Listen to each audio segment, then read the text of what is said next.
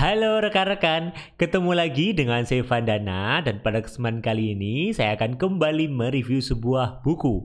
Buku yang akan saya review kali ini kita akan membahas tentang pengembangan diri, terutama caranya kita mengembangkan diri kita, yaitu tentang belajar cara belajar. Hah? Maksudnya seperti apa ini? Kok ada kata double gitu ya? Iya, di buku ini kita akan belajar gimana sih caranya biar kita bisa belajar dengan efektif.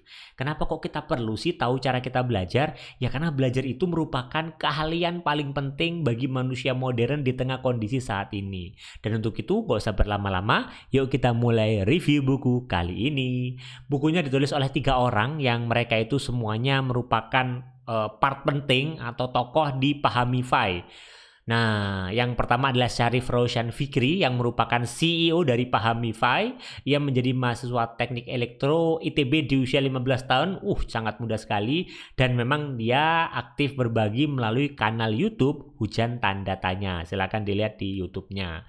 Dan juga di buku ini juga ada penulisnya Muhammad Ihsan yang merupakan pendiri juga dan juga Chief Product Officer dari Pahamify. Dia mendapatkan gelar magister, sarjana di ITB dan juga ia juga bersama Fikri itu aktif di lagi-lagi kanal YouTube Hujan Tanda Tanya. Dan mereka berdua dibantu juga oleh Aditya Banuaji yang merupakan content lead dari kanal YouTube Hujan Tanda Tanya sekaligus growth analysis di Pahamify. Ia lulus dari program sarjana jurusan teknik elektro di ITB dan kemudian melanjutkan ke program magister di Seoul National University of Science.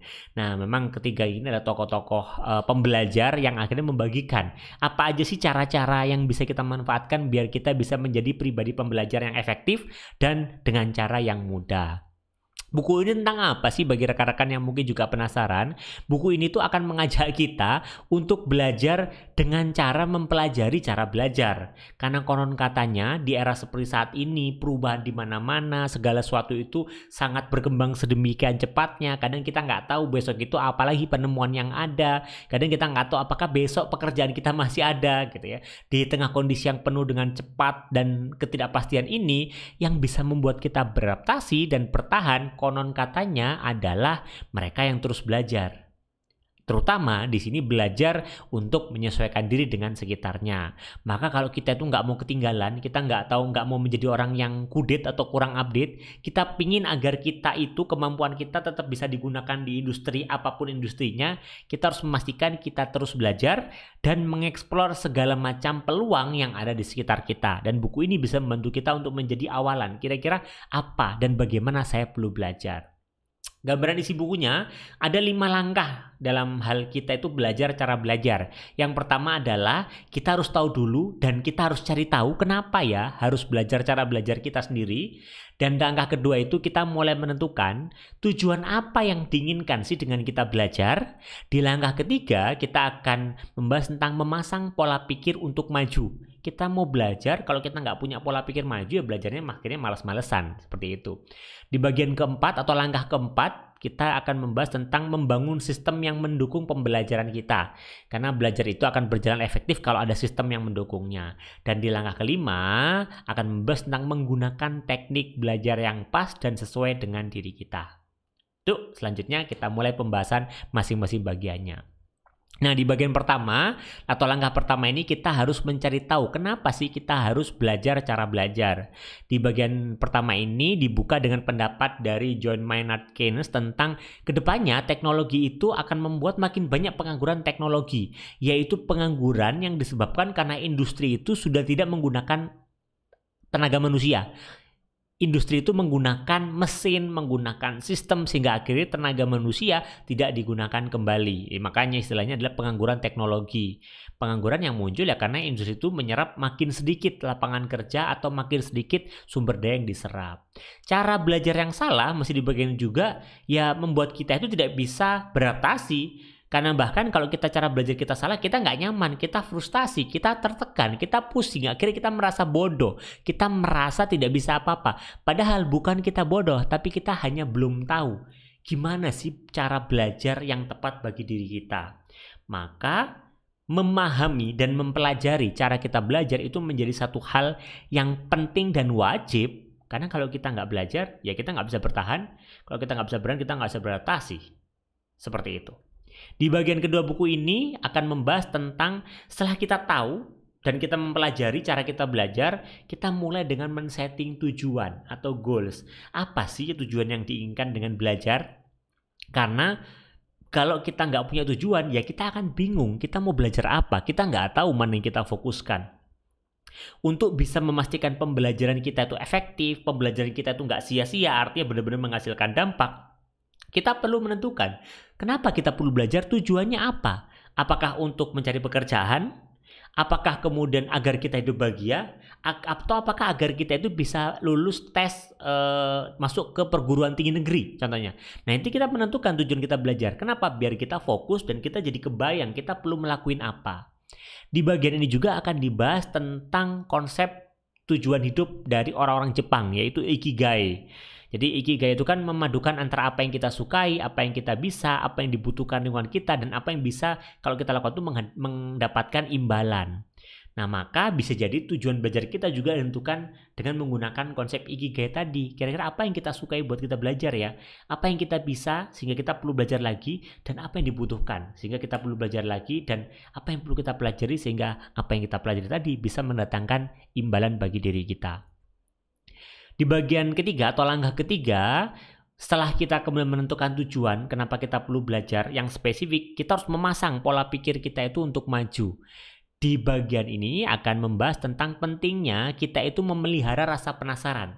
Karena konon katanya orang-orang sukses seperti Elon Musk, Bill Gates, habis itu Jeff Bezos ya, CEO Amazon, itu mereka bisa sukses seperti saat ini, mereka bisa punya kemampuan yang luar biasa karena mereka penasaran.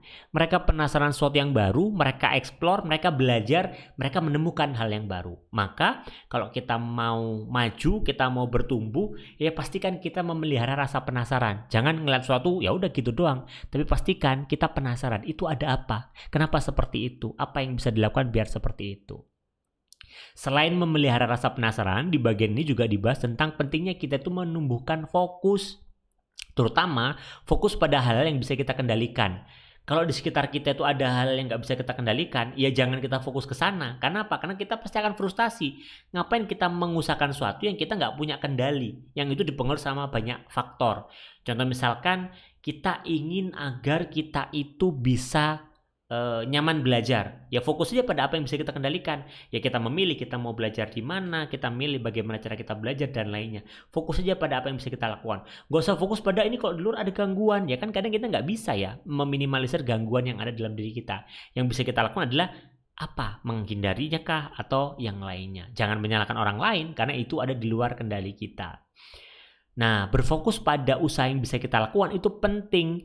Karena kalau kita fokusnya pada apa yang kita lakukan, kita bisa berfokus pada meningkatkan effort atau usaha kita. Sehingga ya pencapaian kita pun akan meningkat. Dan di fokus ini, itu akhirnya juga membuat kita itu fokus pada effort usaha yang itu membuat kita nggak terlalu memikirkan bakat. Karena bakat itu urusan sekian. Yang terpenting adalah usaha. Orang punya bakat tapi nggak punya usaha, ya sama saja. Tapi orang mungkin nggak punya bakat di situ, tapi dia terus belajar, dia terus bertumbuh, dia terus berusaha. Bisa jadi dia juga akan sukses. Kenapa? Ya karena dia gigih mengusahakan apa yang dia yakini, dia belajar semuanya sehingga akhirnya ya dia bisa setara dengan orang-orang yang memang punya bakat di sana.